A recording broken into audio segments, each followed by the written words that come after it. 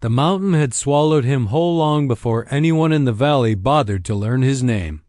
To the townsfolk miles below, he was just the mountain man, a shadowed figure occasionally glimpsed trading pelts for flour, speaking little, eyes always scanning as if expecting trouble to rise from the trees.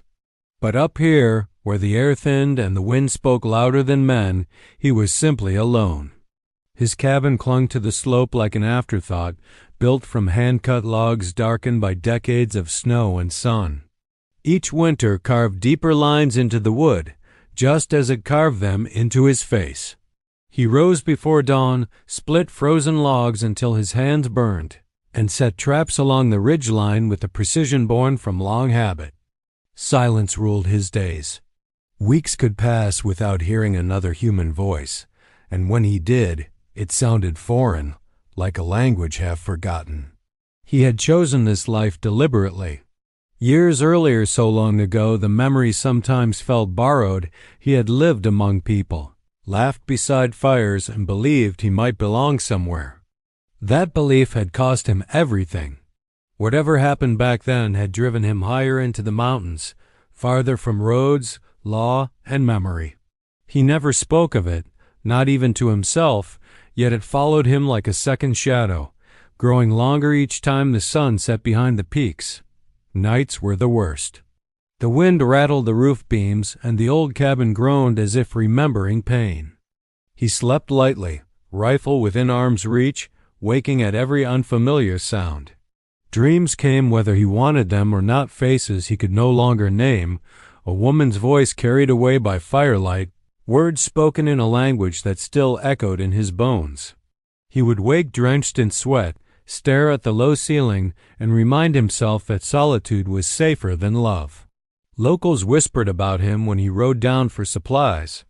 Some said he was a murderer hiding from the law. Others claimed he had gone mad after losing a family to the cold. A few insisted the land itself had marked him, that no man could live that far up the mountain without paying a price. He never corrected them. Let fear keep them distant. Distance kept him alive. The cabin bore the marks of his isolation. Old carvings scarred the doorframe symbols cut years ago with a steady hand, then never touched again. A single chair faced the fire. One plate, one cup, one bed. He had stripped his world down to what could not betray him. Yet the mountain was not as empty as it seemed. Some evenings, as the sun bled red across the snow, he felt watched. Not by animals, he knew their rhythms, but by something quieter, more deliberate. He dismissed the feeling as age, as memory playing tricks. Still, he checked the perimeter twice before nightfall, reinforcing locks that had never failed. On the eve of the storm, the air grew unnaturally heavy. Clouds rolled in fast, swallowing the peaks, and the wind howled with a fury that set his teeth on edge.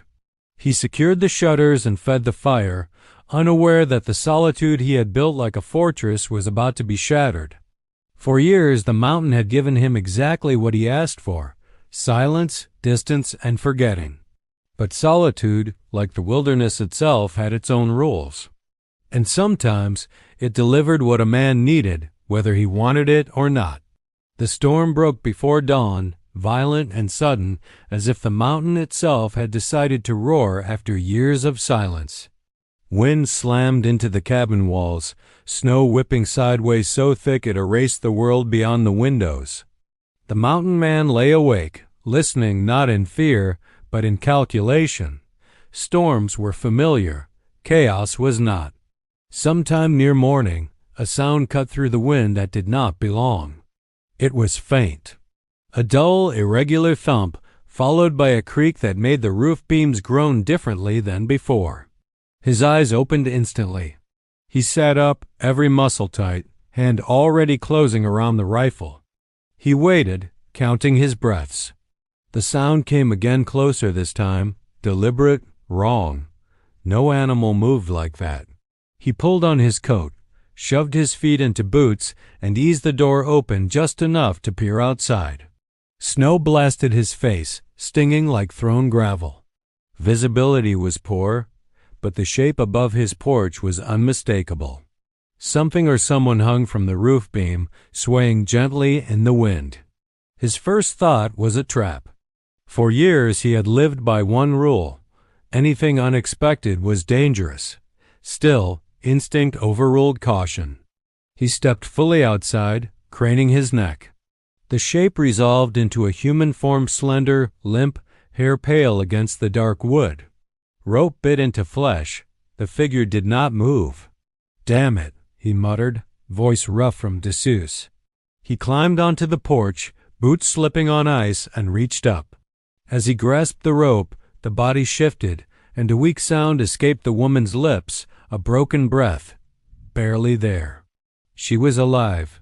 The mountain man moved fast then, knife flashing free. One clean slice and the rope gave way. He caught her weight just in time, staggering under it as they hit the porch boards hard. Snow soaked his knees, but he barely noticed. He pressed his ear to her chest. A heartbeat, slow, uneven, but real. She was young, blonde hair tangled with snow and blood. Her face was pale, lips tinged blue, wrists raw where the rope had bitten deep. This was no suicide. Someone had put her here, strung her up like a warning. As he lifted her, something else caught his eye: the cabin door. His breath stalled in his chest. Carved into the thick wood, burned so deeply the grain had split, were two words he had not seen in decades, words that clawed straight into his past. Apache lover. The letters were jagged, angry, still blackened at the edges as if branded not long ago. Fresh, intentional. For a moment, the storm vanished. The mountain man stood frozen, the woman's weight heavy in his arms, his mind racing backward through years he had buried. No one up here should know those words. No one alive was supposed to remember. A sharp gasp snapped him back to the present. The woman stirred, her fingers twitching weakly against his coat. The cold would finish what her attackers had started if he didn't act now. He carried her inside, bolting the door behind him, though the damage was already done. The fire roared as he laid her near the hearth, stripping away her soaked coat and wrapping her in blankets. Her breathing hitched, shallow and uneven, but it steadied as warmth returned to her skin. Only then did he allow himself to look at her properly. She bore bruises along her arms and throat. Dirt stained her boots, the kind that came from running hard and falling often. This woman had been hunted, and somehow she had been brought here, specifically here. As the storm raged outside, the mountain man stared at the burned words on his door from across the room, the past no longer content to stay buried. Whoever had done this knew exactly who he was, and they wanted him to remember. The woman slept fitfully, breath catching in her chest as if even rest felt unsafe. The mountain man sat across from her, back against the wall, rifle laid across his knees. The fire snapped and hissed, throwing light that made the shadows stretch and twist like living things. He did not sleep. He hadn't earned that luxury anymore. His eyes kept drifting to the door. Up close, the damage was worse than he had thought. The words hadn't been scratched or painted. They had been burned in with care and fury. Each letter cut deep into the old pine, blackened edges still sharp, the smell of scorched wood faint but unmistakable. Whoever had done it hadn't rushed. They had stood there long enough to make sure the message stayed. Apache lover. He hadn't heard those words spoken aloud in nearly 20 years. Not since the night everything ended. Back then, the phrase had been a curse, spat by men who believed bloodlines mattered more than truth and loyalty mattered more than love. He remembered fists, firelight, and the sound of something breaking inside him that never fully healed. He had left before dawn, carrying only what he could, leaving behind people he cared for and one woman he had sworn to protect. He had thought the mountain would erase him. He had been wrong. A soft groan pulled his attention back to the present. The woman stirred, her eyelashes fluttering before her eyes opened. They were a pale, startling blue, unfocused with pain and fear. She tried to sit up and failed, a sharp hiss escaping her lips. Easy, he said, surprised at how rough his voice sounded. He reached out, steadying her shoulder. She flinched instantly, breath speeding up, eyes darting to the door, the window, the corners of the room. "Don't," she whispered hoarsely. "They'll hear." "Who?" he asked. She swallowed, throat working painfully. "I don't know their names." "But they know mine. And now they know yours too." That made his jaw tighten. She followed his gaze to the door. Her eyes widened when she saw the burned words, confusion giving way to something darker, recognition mixed with dread. "They marked you," she said softly. "I was afraid of that." "You knew this place," he replied, not a question. She nodded slowly. "I was told to come here. That if I reached the mountain man, I might live." He studied her carefully now. Despite her injuries, there was intelligence in her eyes and resolve beneath the fear. She wasn't a drifter who had wandered into trouble. She had been sent. "By who?" he asked. Her lips trembled.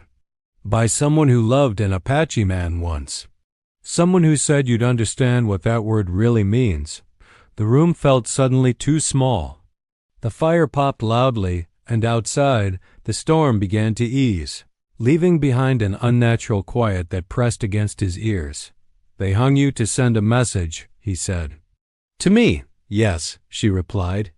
"And to make sure I couldn't run any farther." He rose and walked to the door, running his fingers just short of the burned letters as if afraid they might burn him again. This wasn't random cruelty. It was deliberate, symbolic, and deeply personal. The past hadn't found him by accident. It had been delivered, hanging from his roof. And whatever debt he thought he'd escaped was now standing breathing by his fire, waiting to be paid. Morning crept into the cabin reluctantly, pale light slipping through the frost-lined window panes. The storm had passed, leaving the world buried in white and unnervingly quiet. The mountain man had not moved from his post all night. When the woman finally woke again, the light revealed just how badly she'd been hurt. She tried to sit up once more, stubbornness overriding sense. This time he helped her, propping her against the wall and handing her a tin cup of warm water. Her hands trembled as she drank, eyes never leaving his face, as if memorizing it might keep her alive. "My name is Clara," she said after a moment. Her voice was steadier now, though still raw. "In case I don't get another chance to say it." "You'll get plenty," he replied. "If you tell me why you're here." She gave a thin, humorless smile. "Straight to business." "I was told you were like that." He waited. Silence had always been his best weapon. Clara took a breath. "I was working as a translator. Historical records. Tribal testimonies. Old disputes no one wanted reopened." She paused, fingers tightening around the cup. "I translated something I wasn't supposed to." He felt it immediately, the weight of those words. Truth had a way of drawing blood. "There was a ledger," she continued. "Names, payments, proof that a respected Apache elder praised as a peacemaker sold out his own people years ago. Gave locations. Let soldiers walk in where they shouldn't have." The mountain man's gaze hardened. He had heard rumors like that long ago. Whispers that disappeared as fast as they formed. "They found out I had it," Clara said. "First came the warnings, then the chase. They said I was disgracing the past. That I was a white woman pretending to understand Apache pain." Her eyes flicked to the door again. "They called me a lover too. As if caring about the truth made me guilty of something obscene." He exhaled slowly. "So they brought you here?" "Yes. They said if I wanted to live, I should make you remember." She swallowed. "They didn't think I'd survive the message." The words settled heavily between them. He stood and checked the window, scanning the tree line. No movement. That meant nothing. Men patient enough to burn words into a door were patient enough to wait. "You know what that mark means?" he said quietly. "I know what they want it to mean," Clara replied. "Shame, silence, fear." She met his eyes. "But I also know you walked away once instead of becoming what they wanted." That struck deeper than he expected. I walked away because staying would have killed me, he said. And running saved you, she said gently. But it didn't save everyone. The accusation wasn't cruel, just honest. He turned back to the fire, jaw clenched. You shouldn't have come here. I didn't have a choice, she said. Neither do you now. Outside, somewhere far off, a raven cried sharp warning. The mountain man felt the old instincts rising, the ones he'd buried under years of isolation. Clara wasn't just a stranger seeking shelter. She was a spark thrown into dry timber. And whether he wanted it or not, the mountain was about to burn again. The mountain man stepped outside just after sunrise, the cold biting hard enough to sting his lungs. Snow lay unbroken around the cabin, smooth and innocent, as if the night's violence had never happened. He scanned the ridgeline, the tree line, the frozen creek below. No tracks, no smoke, no movement. That worried him more than signs would have. When he returned inside, Clara was watching him, her expression alert despite the pain she tried to hide. She had pulled one of his old wool blankets tighter around her shoulders, as if wearing it gave her permission to stay. You don't have long, she said quietly. He nodded. I know. He set a kettle on the fire, then finally spoke the words he'd avoided for years. I lived with the Apache once. Not as a visitor, as family. He paused, choosing each word carefully. I loved one of their women. Clara didn't interrupt. She taught me the language, the stories. What loyalty was supposed to mean. His eyes fixed on the flames. Some men saw it as betrayal. Saw it had crossed a line that couldn't be uncrossed. And you were punished, Clara said. Not at first. They waited. Made it clear I would never belong fully. Then the accusations started, whispers that I was feeding information to soldiers, that I'd brought danger to the camp. His hands clenched. I didn't. But truth doesn't matter when fear takes over. Clara's voice was soft. What happened to her? His silence answered before he did. She disappeared after the raid, he said at last. Official story was that she ran. I knew better. He swallowed hard. The same men who branded me with that word were the last ones to see her alive. Clara looked down, understanding heavy in her eyes. So when they burned it into your door, they weren't insulting me, he said bitterly. They were reminding me who they think I am and what they think I deserve. The kettle began to whistle. He poured water into a chipped mug and handed it to her. Their fingers brushed and both noticed. They're afraid, Clara said. Not of you. Of what you know. I walked away, he replied. That should have made me harmless. Walking away doesn't erase history, she said. It just leaves it unfinished. A long silence stretched between them, filled only by the crackle of firewood. You're carrying proof, he said. That ledger, yes, and they want it buried. Yes, he met her gaze. Then staying here won't protect you. I know, Clara said, but neither will running alone. Outside, a branch snapped somewhere down the slope, too deliberate to be the wind. The mountain man reached for his rifle, the decision finally settling in his bones. He had spent years believing isolation was redemption. Now he understood the truth. Redemption required return and reckoning. And the wounds he'd left to scar were about to be reopened, whether he was ready or not. By midday, the mountain no longer felt empty. The mountain man sensed it the way he once had as a younger man, pressure in the air, a tightening behind the eyes, the unmistakable feeling of being measured.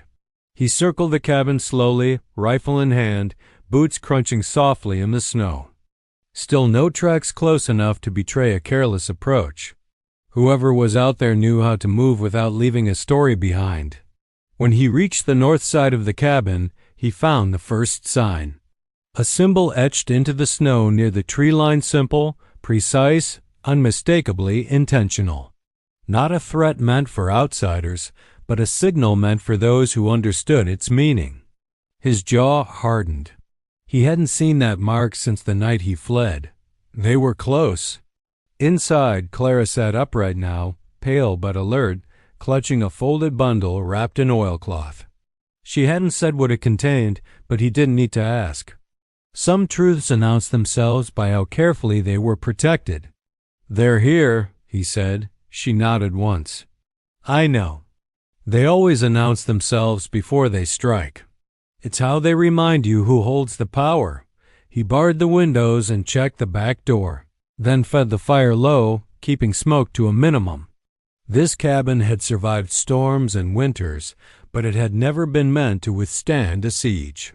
"You can still leave," he said. "I'll draw them away." She shook her head. "They didn't come for you alone. They came for what you represent." Before he could respond, a distant sound rolled across the slope, a low whistle carried on the wind, followed by another, answered farther off. Not natural. Not random. A hunting call. The mountain man exhaled slowly. "They're hurting us." Clara's grip tightened on the bundle. "That means they want us alive. For now." A knock came at the door. Not forceful. Not rushed. 3 slow, deliberate raps, heavy with confidence. The kind that said the man on the other side knew exactly where he stood. "Open the door," a voice called. Older. Calm. Familiar in a way that made his skin crawl. "This doesn't have to end badly." The mountain man stepped forward, rifle raised. "You burned my door," he called back. "That makes it personal." A low chuckle answered him. "It always was." Clara moved beside him, her voice steady despite the fear in her eyes. "They won't stop," she whispered. "Even if you give me up." He knew that. Men who ruled by silence never settled for half measures. Outside, the voice spoke again. "You left once, brother. We let you go. Don't make us correct that mistake." The mountain man tightened his grip on the rifle. For years he had lived as if the past could not climb mountains. Now it stood on his porch, knocking politely. And the choice he'd avoided all his life, submit or fight, had finally arrived. The knock came again, slower this time, as if patience itself were a weapon. The mountain man did not answer. Silence, he knew, could be louder than any threat. Clara took a steadying breath and unwrapped the oilcloth bundle. Inside lay a weathered ledger, its pages yellowed and brittle, ink faded but legible. She held it as one might hold a wound carefully, knowing it could still bleed. "This is why they won't leave," she said. "It's not just history, it's proof." He glanced at the book, then back to the door. "Proof of what, exactly?" "Of betrayal," she replied. "Of an elder who sold out his own people to save his influence. Names of soldiers paid, families displaced, raids that were supposed to come from nowhere." Her voice tightened. "And the names of the men who helped him bury it." The mountain man's eyes darkened. Some of those names had haunted him for decades, men who preached honor while practicing cruelty. "That elder," she continued, "was the same man who accused you. The one who called you Apache lover as if it were a crime." The truth settled like a stone in his chest. "So he needed me gone," he said. "And my lover silenced." Clara nodded. "You weren't the traitor. You were the distraction." Another voice joined the first outside, then another. Footsteps shifted on the porch. They were done waiting. "He died revered," Clara said. "A hero in the records." This ledger destroys that image. It proves the accusations were a lie. The mountain man closed his eyes briefly, the past snapping into cruel focus. All the loss, all the running, all the years spent believing he had deserved exile. A fist slammed against the door. "Last chance," the older voice called. "Hand over the woman and the book." Clara straightened, pain etched across her face but defiance burning in her eyes. "If they take this," she said, "it disappears forever. So does the truth." He met her gaze, seeing not fear now, but resolve. She wasn't asking to be saved. She was asking to be believed. He reached for the ledger and tucked it into his coat. "Then we don't give them either." Outside, the men shifted, impatience rising. Snow crunched as someone moved to the window side. For the first time in years, The mountain man felt something unfamiliar but powerful stir in his chest, not anger, not guilt, but clarity. They had taken his past. They would not take the truth. "Whatever happens," Clara said softly, "thank you for staying." He gave a grim smile. "I ran once. That mistake cost too much." The door shuddered as a shoulder slammed into it. The truth was out now, and men who built their power on lies would burn the world before letting it stand. The door held for the moment. Wood groaned under the force of another, the hinges screaming in protest. The mountain man braced himself beside it, shoulder pressed hard, rifle angled low. Every instinct he had sharpened over years of survival screamed the same truth. This cabin would not protect them for long. Clara stood near the hearth, pale but steady, the firelight catching in her eyes. "There's a trail," she said quickly, "behind the cabin. I saw it on the way up, narrow, steep, easy to miss." "I know it," he replied without looking at her. "I cut it myself." Another blow landed. A crack split the doorframe. "You could still take it," he said. "I'll slow them down." She shook her head. "They won't chase me far. They'll kill you first, then hunt me at their leisure." Silence followed, heavy and deliberate. Outside, the men had stopped striking the door. That was worse. They were adjusting, planning. The mountain man felt the weight of the ledger inside his coat, heavier than any weapon. For years he had measured every decision by the same rule: survive the day, leave nothing behind that could follow. But survival had never given him peace. He thought of the woman he'd loved long ago, of the way she had smiled when she spoke his name, of how he had believed leaving would protect her. He understood now how wrong he'd been. Running had only made it easier for lies to win. "I won't disappear again," he said quietly. Clara stepped closer. "Then neither will I." A gunshot cracked outside, shattering the window on the far wall.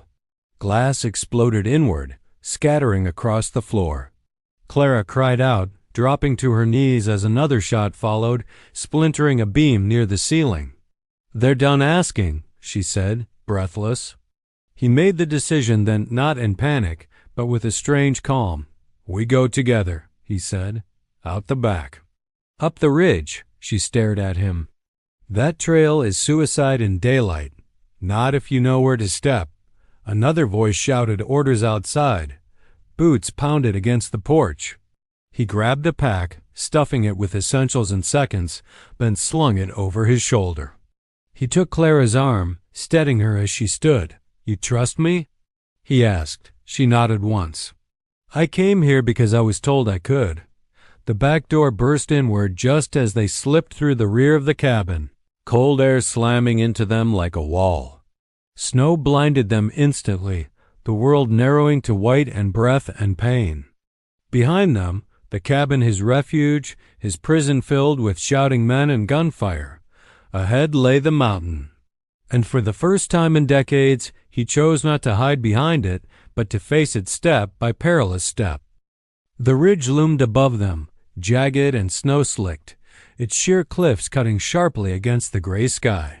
The mountain man led Clara carefully, each footfall calculated to avoid slipping into the deep drop below.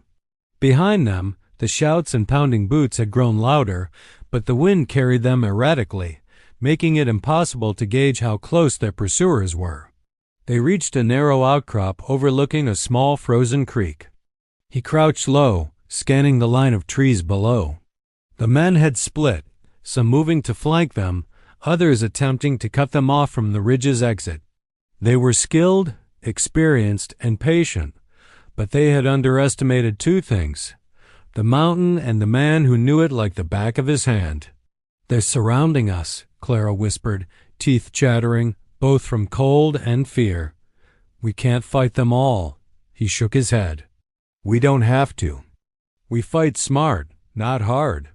Pulling a length of rope from his pack, he began setting makeshift traps along the narrow path they had taken. Snow-covered branches, hidden pits, and sharpened stakes, all positioned to give them an advantage. Clara watched, hands trembling, but he did not allow her fear to slow him. "Why help me?" she asked, voice almost lost to the wind. "Because running didn't save anyone last time," he said. "And neither will you alone." Below, one of the men spotted movement, their voice carrying clearly. "They're here. Don't let them escape." The first confrontation was sudden. A figure charged along the ridge, only to trip into a cleverly concealed pit. Shouts erupted below, chaos mixing with the whistle of the wind.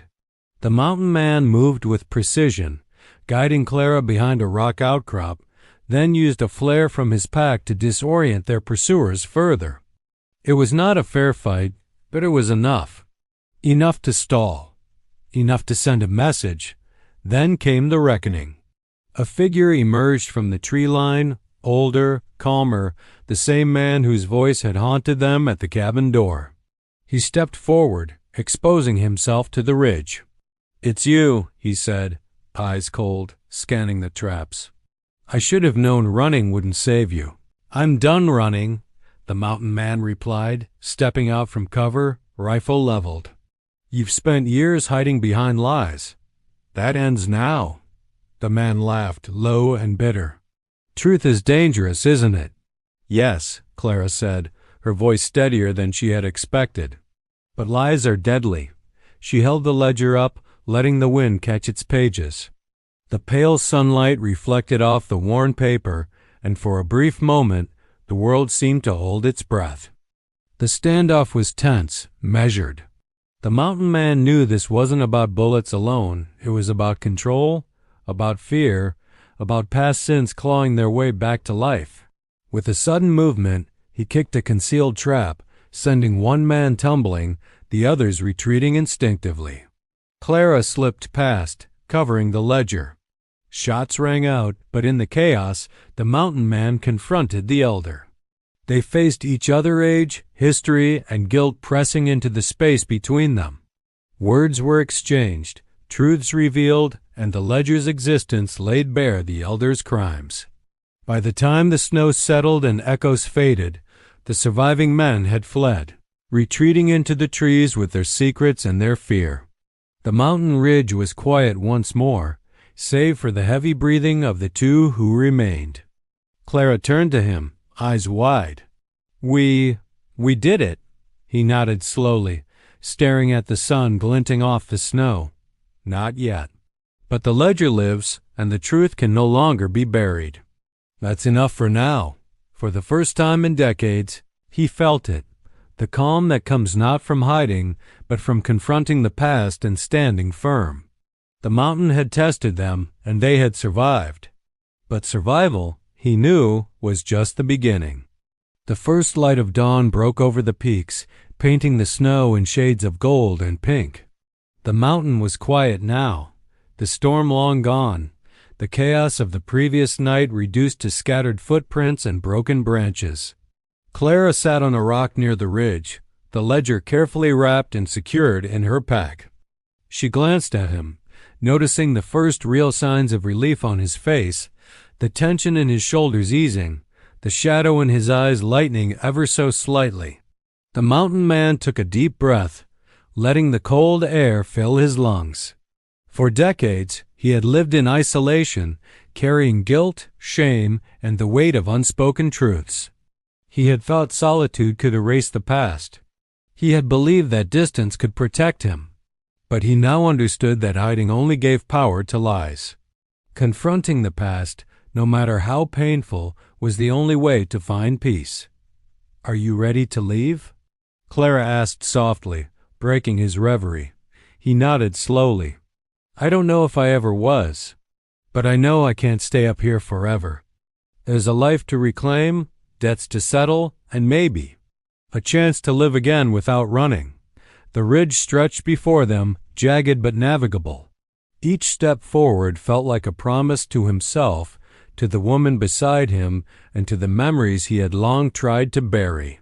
They descended cautiously, leaving behind the cabin that had been both refuge and prison, and the scorched words on the door that had demanded he remember who he was. As they walked, He reflected on the woman he had lost so long ago, on the mistakes he had made, and the people he had failed. But the ledger, now safely in Clara's possession, meant justice could finally be served. The truth would not be buried, and the lies that had haunted him would no longer define him.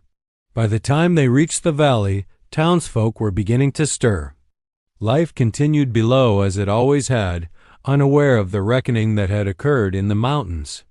But for him, the world had shifted. He was no longer a ghost among the trees. He was a man who had faced his past, defended the truth, and found someone willing to walk beside him. Clara glanced at him, smiling faintly despite exhaustion. "You saved more than me," she said. "You saved yourself." He gave a small, almost shy smile. "Maybe. Or maybe I just finally stopped running from who I am." For the first time in decades, he felt the weight of solitude lift. The mountains still loomed behind them, massive and unyielding, but it no longer held power over him. The past had been confronted, the danger survived, and justice imperfect, but real had been done. Together, they descended into the valley, carrying with them the truth, survival, and the fragile, yet undeniable, possibility of hope. The lonely mountain man had finally found redemption, not through escape, not through silence, but through courage, confrontation, and the willingness to protect what mattered, no matter the cost. And for the first time, he walked forward with someone beside him, no longer alone.